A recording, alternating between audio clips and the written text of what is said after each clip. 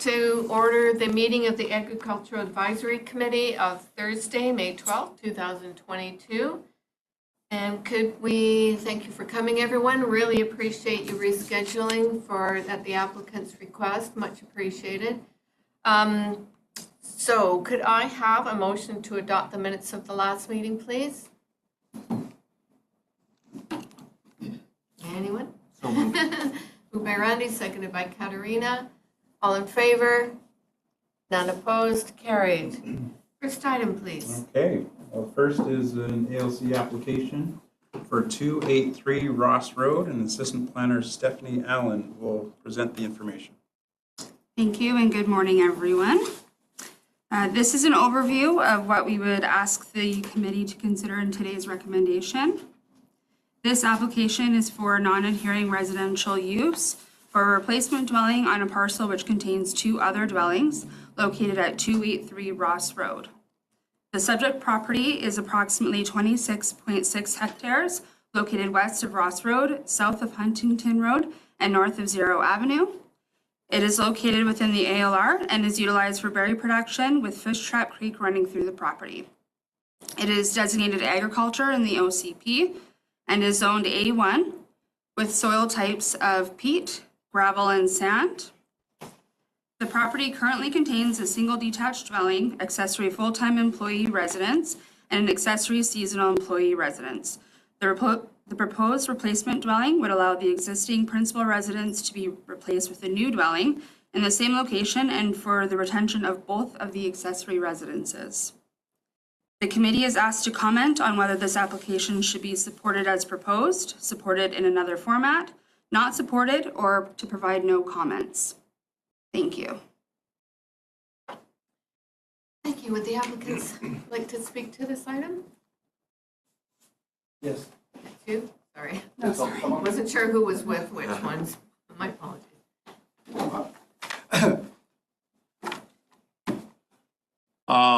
My name is Shabnam Brar, and I live on this property. We've been living on this property since 1979. When we purchased this, there was nothing on this property as far as dwellings goes. We put up all the dwellings on there. It was purchased by myself and my father, and my mother, of course. And at that time, there was my brother there. He was going to university. And my grandmother was living on that same property. So we've been living on this property ever since then. And since then, I have my two sons, their families, my grandchildren living on this property, on this house. There's 10 of us living in this house right now. My mother and father and my grandmother, they have passed away. So and we've been working this farm ever since then. In raspberries, blueberries, we grow broccolis, and so on forth. Presently, we're basically growing raspberries and blueberries, and we're switching over to blackberries, which is a very expensive endeavor, and we're putting a lot of money in there, and because of the weather changing and just the conditions of there, that the raspberries are not doing very well. So we're going to start putting in blueberries in high hoop tunnels. Blackberries and hoop tunnels. Yeah. And so the whole, what we're trying to ask the committee to recommend is that our present house has been flooded, the basement gets flooded every winter, basically over the years. Because at the beginning, when we bought the farm, the city would come in and clean out the creek that runs through the property. And that kind of control the flooding issues in the wintertime. The last 10, 12 years, the city and nobody has been cleaning the creek anymore. We asked about why it has not been done, and they still told us that the fisheries won't allow it anymore. So the sediment and the grass has been over the years been building up, so we're getting more and more severe flooding of the creek, especially last year with the high rain we had. as you guys know, we had quite a flood there, and it washed out our back road. The water was even going over the bridges, and again, the water table went way up. So with over the years of floods, the high moisture content, it has damaged the house. The gyprock and some of the structure has been damaged. So in order to rectify this issue, we'd like to put a brand new house there, which will be environmentally friendly, and energy efficient. So we can still continue to stay on the farm and farm that land, And I have some pictures here, just which I should have given to you, but I didn't. And I'll just quickly show to you. This is a bridge on our property going to the back, which so you see the map there, it cuts right across our property, the creek. So this is a bridge, which I took a picture just a few days ago, okay? This is a picture. Actually, the water has went down a little bit and already retention. This is our field looked like during the last flood we had there. And this happens about 3-4 times a year. It doesn't happen every, during the summertime, because you can see the summertime, the water is way down, wintertime, so that's how far it goes. And our house is just on the other side of this red shed here. So, it rises about 8, 9, 10 feet in up and down in the seasons. And as to the statement that was made in here by the information provided does not demonstrate a need for proposed housing replacement or detailed housing replacement would support the farming of the subject property. To answer that statement here is our health of the family living in that kind of condition affects us. And, our well-being is directly related to the farming. If we're not living in a good, dwelling, it's going to affect our health, and our well-being over the years. Also, we're putting substantial money in there to bring this farm into production again with the blackberries. I just purchased 10 acres of blackberry plants, which I paid $127,000 for them. We just fumigated that, and that's again a bill of some $28,000. Also, we just put in a well because the water in the summer, if we get flooded in the wintertime, and summertime we don't have no water. The creek dries. The creek dries up because that's what our main source of water was for our field. So we just put in a $20,000 well to enhance our blackberry production. May I speak to the blackberries? Yeah, sure. This is my son. Yeah, he lives on there. His kids are my grandson and children. They live there too. So, Gurinder Brar. So I was actually born on this farm, and I'm going to speak to the blackberry production and the raspberries that are currently there. Last year with the heat waves, we had around 40,000 pounds of raspberry production out of 40 acres. And that was completely unacceptable. We lost all of our money, pretty much what we put in for 3 years, plus the cost of planting. So we decided to go on a different route and do a high producing, high yielding variety.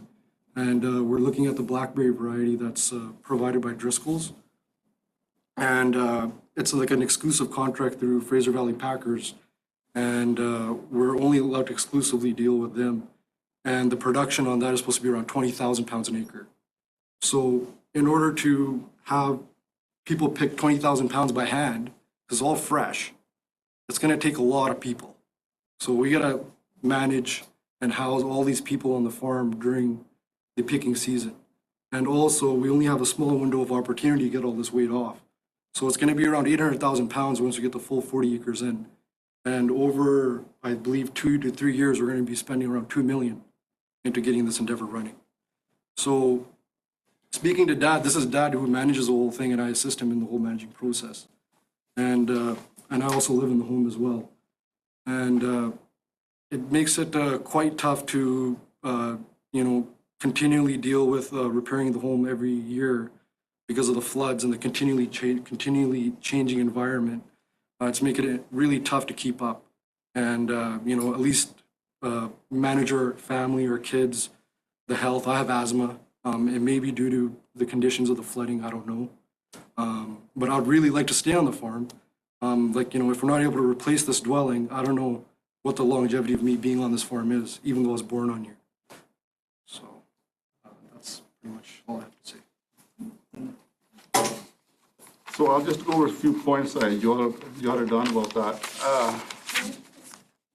Pause for just a minute. Sure. I don't suppose there's any way that we can show these pictures to the people online. I can quickly scan them and put them up.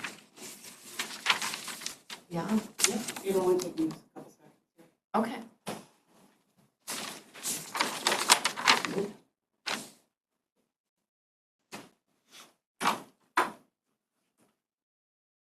Okay, continue? Okay, so I'll just briefly, I don't want to, I don't know how much we should present to you, I can bring you like a big thick folder of all the things we're doing over years and to justify, why we're there and why this house should be replaced and. What everybody does and all the rules, and it could go quite extensive. So I'll just quickly just go through it. We've been there generations. 4 generations basically has lived through this house, on the same house, with this original house we have there. And kids been all worked on it. Grandchildren a little bit young yet, but my youngest granddaughter is planning on doing some marketing this year at the fruit stands. So she's all excited about that. It's the house will not impact, the new house will not impact any of the land that is presently in production. It'd be on the same footprint, basically, it'd be right there. So we will not impact any of our growing area at all. And his wife, who's a teacher right now, she has is resigning from her position, and she'll be coming on board in July to help out with this blackberry production. Because of the logistics going to be on the further on, so she'll be full-time on there helping out, looking after this endeavor too. So that's another family member will be in there all the whole time, along with the rest of us, Also, the present house is bi-level. It's a split-level house. So my wife just had knee replacements, So we need a place that we don't have to climb. My hip is also starting to give me trouble. So I'm 74 almost, so I need a place that I don't have to climb stairs up and down. So that's another reason why it would be nice if you could replace a house, that we don't have to have stairs in at least on one floor, so we can, enjoy that way. Okay. The pictures are ready when you want us to. Okay, sure, maybe go ahead and put those pictures up. Yeah, I saw that, I was just gonna get these pictures up first. There's a remote in front of you, you can switch between the 3 of them.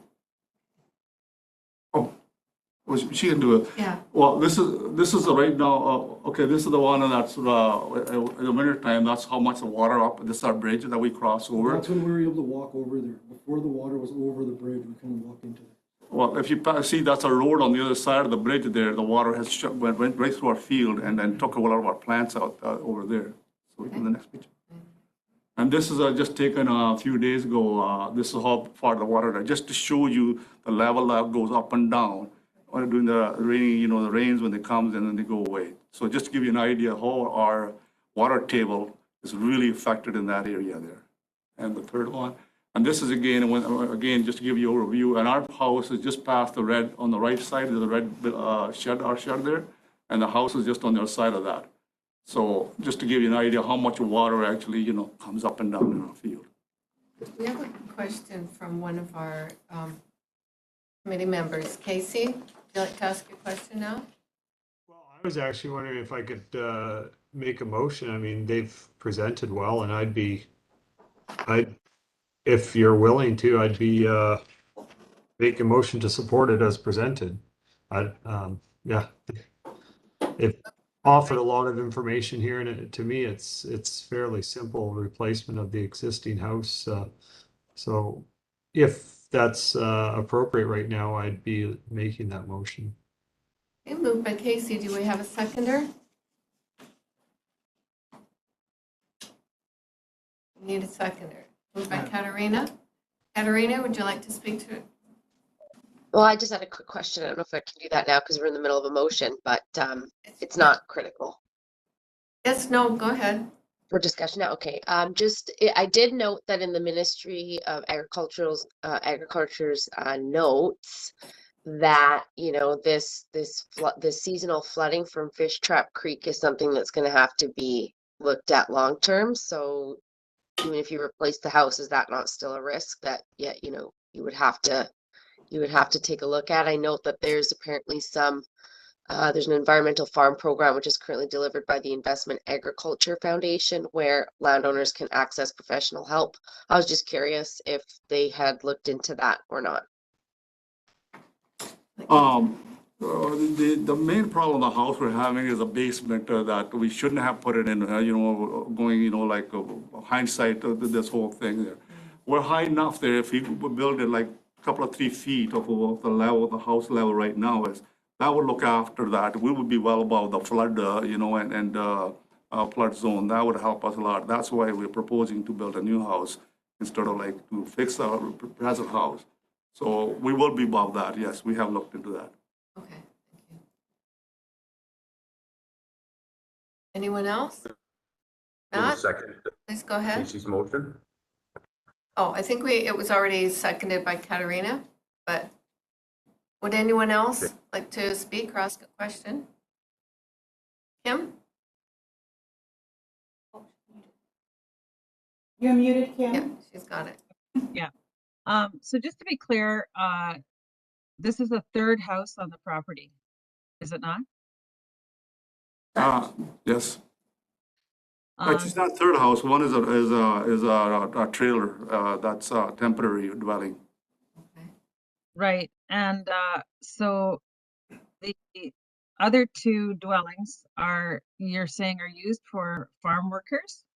Like one of the houses is a very elaborate house, not normally seen for temporary farm workers, which normally what we have when we, or what we like to see when we get applications for, you know, obviously so it's very confusing, this application. Like, who are you applying for? Are you applying for temporary farm workers? Are you applying for yourselves? And then the other, the trailer looked like it could perhaps be used for temporary farm workers. Hard to say, but we didn't get any plans for that. And the other house is very elaborate, so it didn't look like it was, you know, I've never seen that for temporary farm workers. So it's just, there's a lot of confusion in the application about who is being housed where and why a third dwelling is being asked for. Would we be able to pull up the site plan or the figures again? So the application is for a replacement dwelling. So if we go back to, I'm just going to get the site plan. Sorry, let's see. There you go.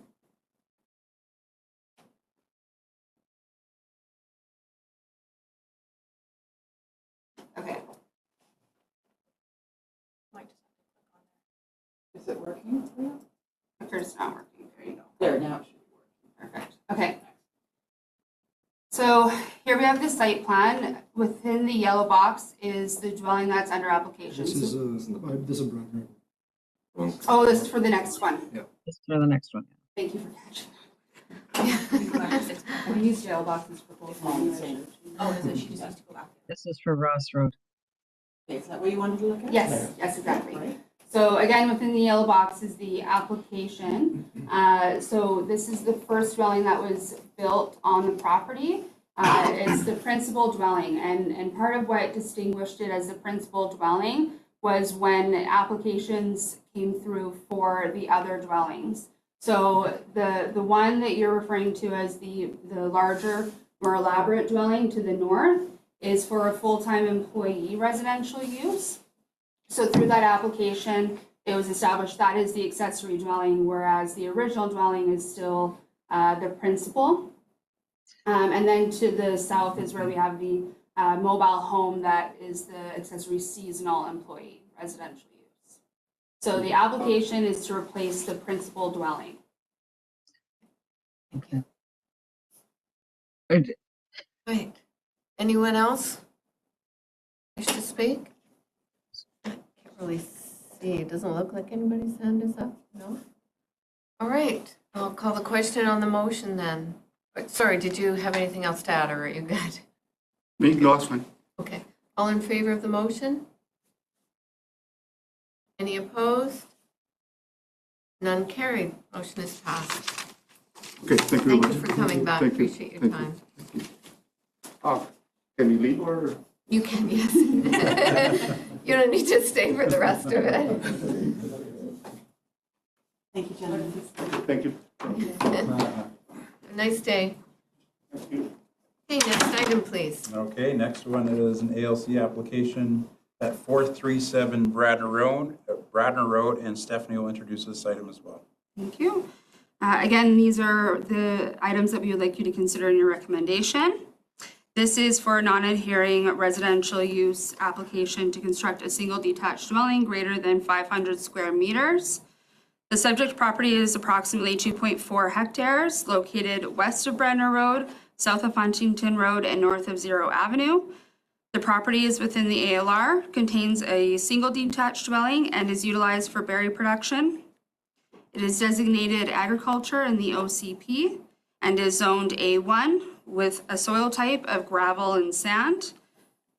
The single detached dwelling is proposed to be approximately 565 square meters and would be constructed in the same location as the existing residence.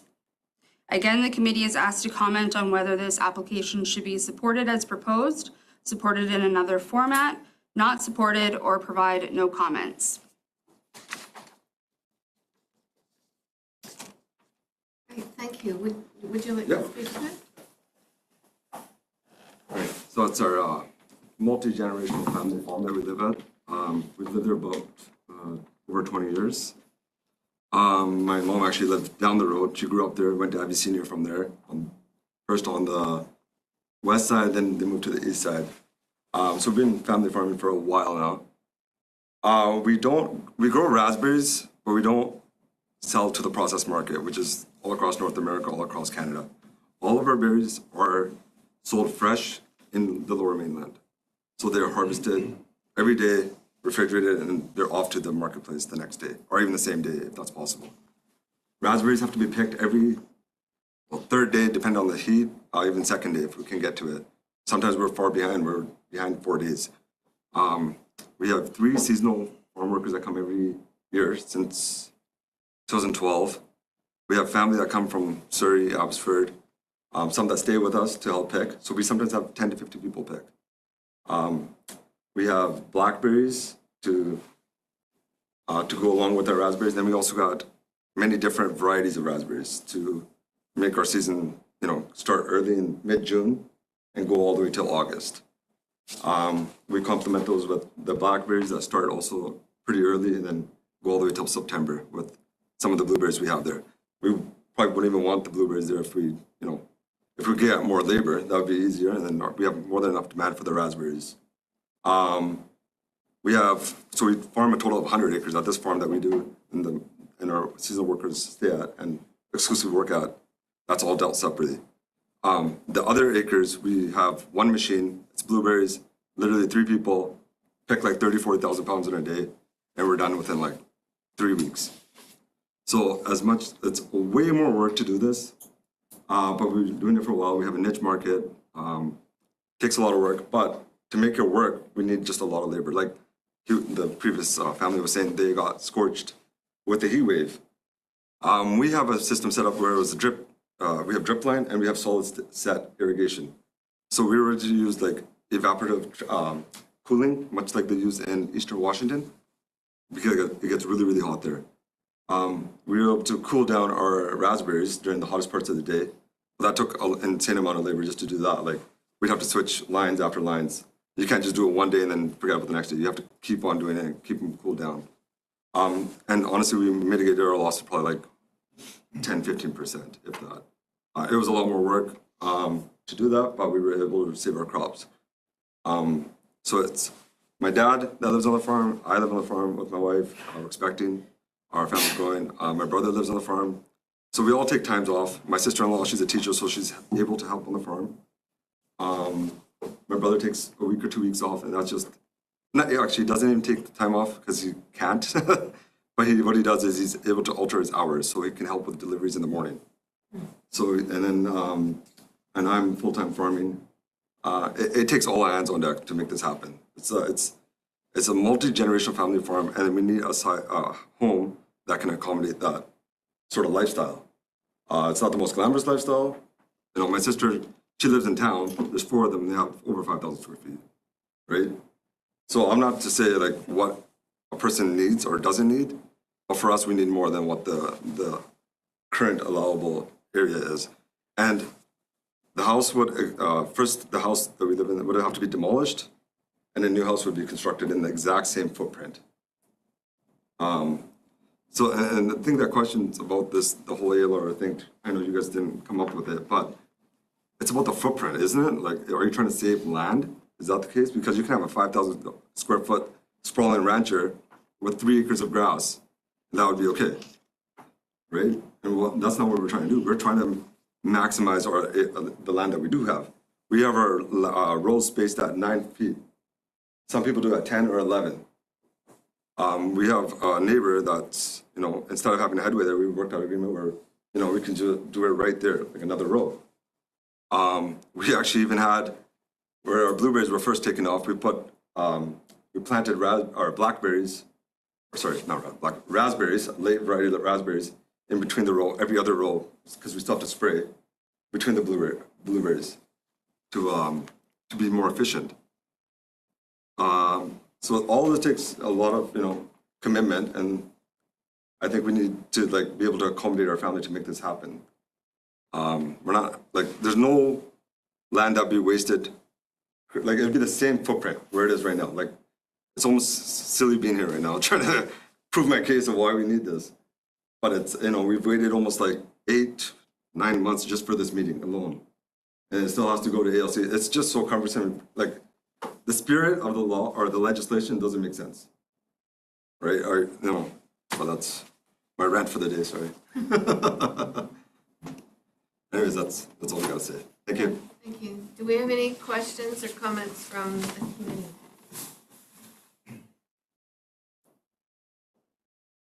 No? Is anyone prepared to make a motion? Katarina? I'll move that the committee supports the application. All right, do we have a seconder? I'll second. Or is that Mark? Yeah. Yes? Okay. Anyone else? Okay, all in favor of the motion? Any opposed? Opposed by Matt? Okay. Thank you, motion is carried. All All right, right, thank you. thanks for coming back, I appreciate it.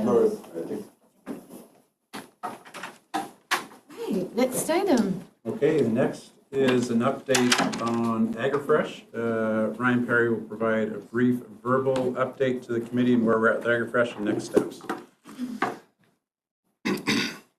Excellent. Good morning, committee. It's great to be back to provide a quick update, very quick verbal update on recent progress for AgriFresh.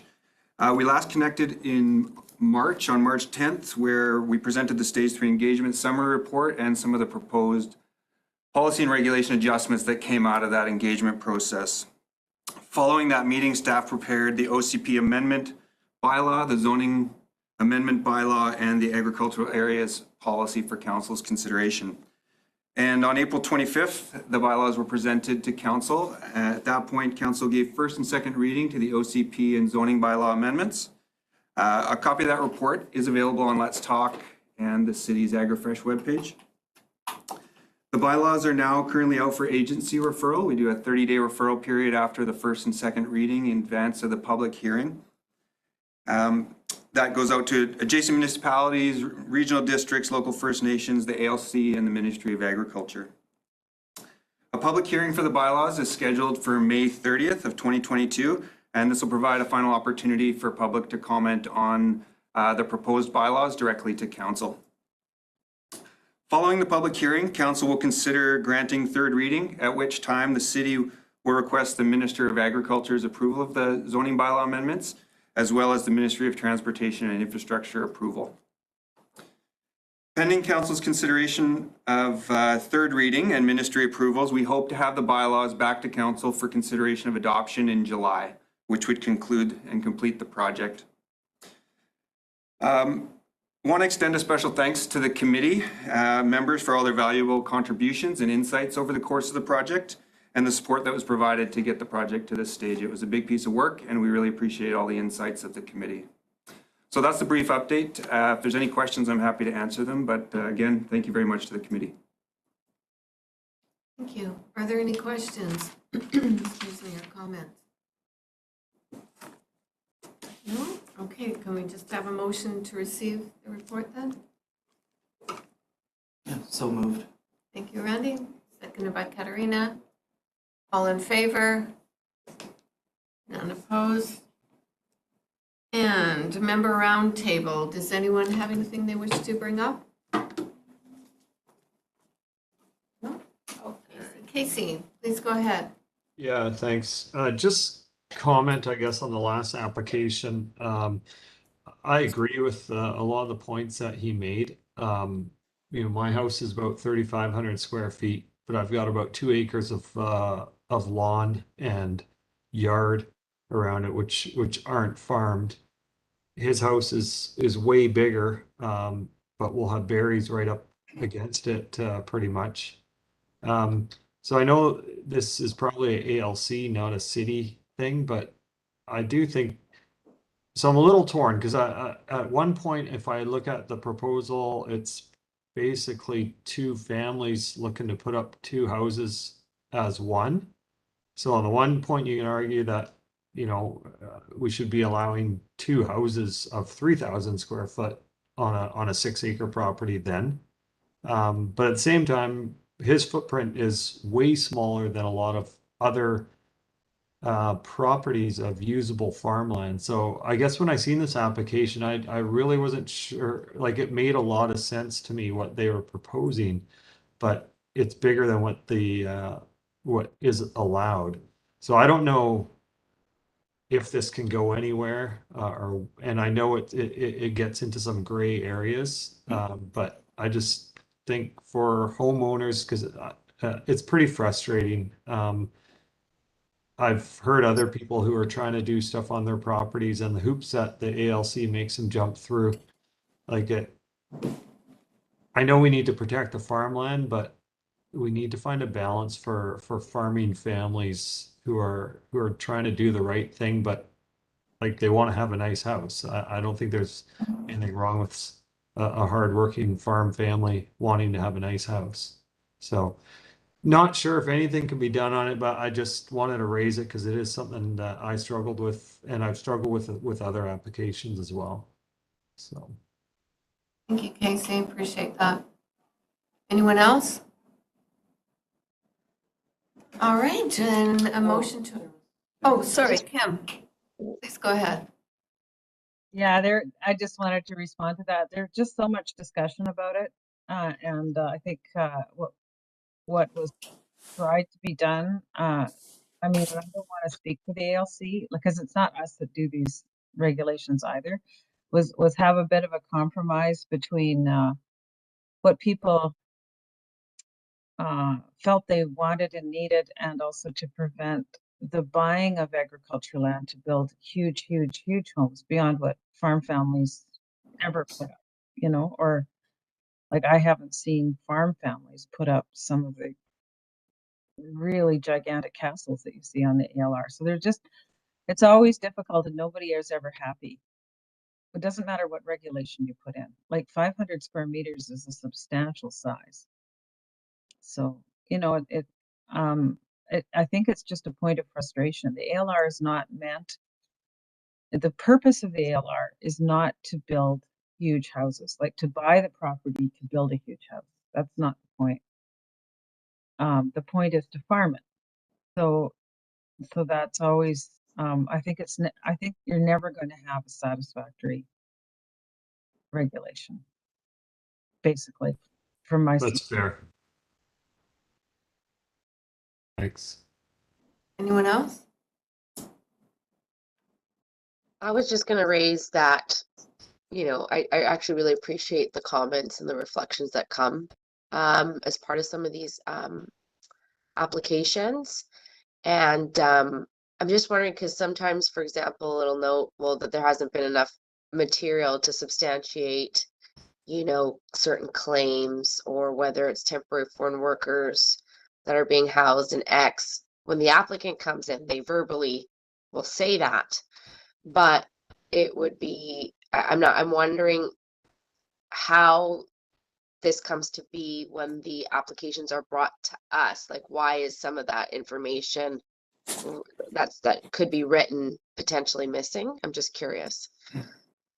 Seemed to be the case today, right? Because I'm just taking a look at this last application. I felt that, you know, the case was warranted, etc. That's why I moved to support it with what we had been presented. But I'm just, you know, the Ministry of Ag says, you know, last two bullets, Ministry staff note that the referral materials did not include a rationale for the additional housing.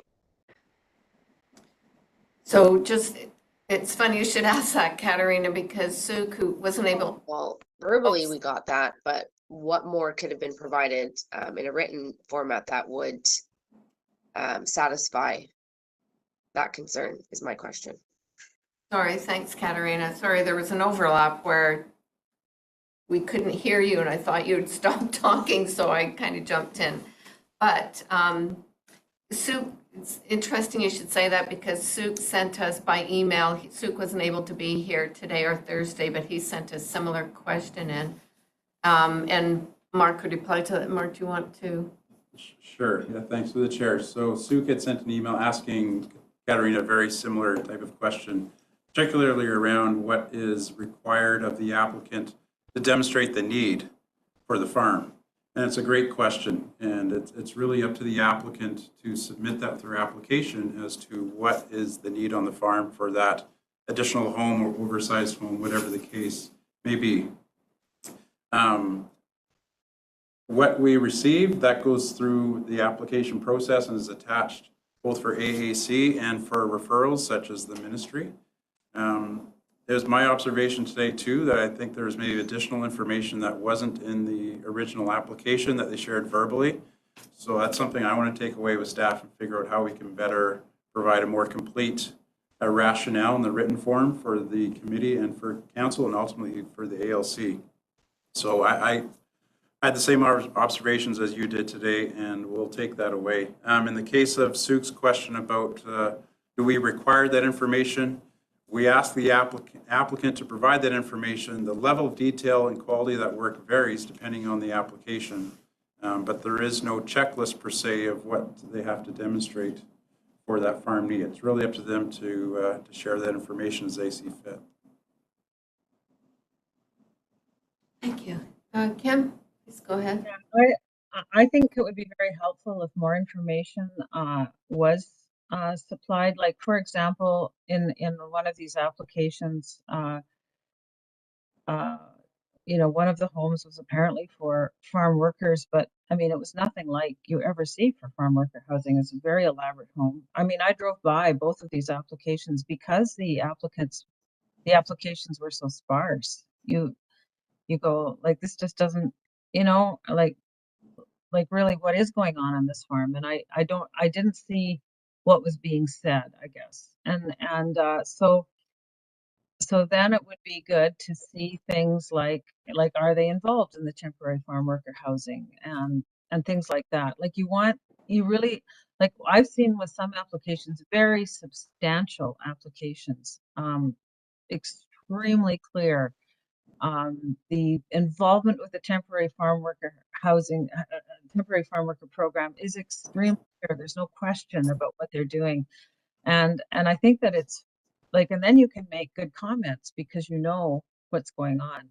So I just, I think it is important that we have a lot of, like, if somebody's wanting to build a third home on a property and it already looks like there is a substantial multi-generational home and there is a, you know, a substantial, it didn't look temporary trailer with a lot of housing as attached to it, then I think that it's fair to ask questions, you know.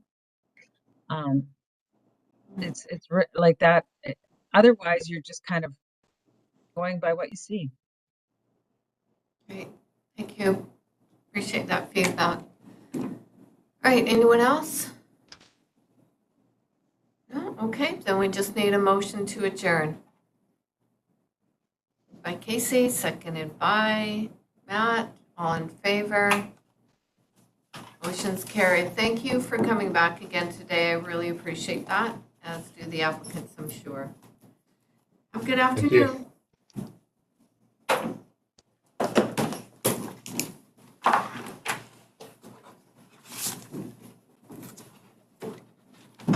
I'm glad Casey brought that up, 'cause that was a good.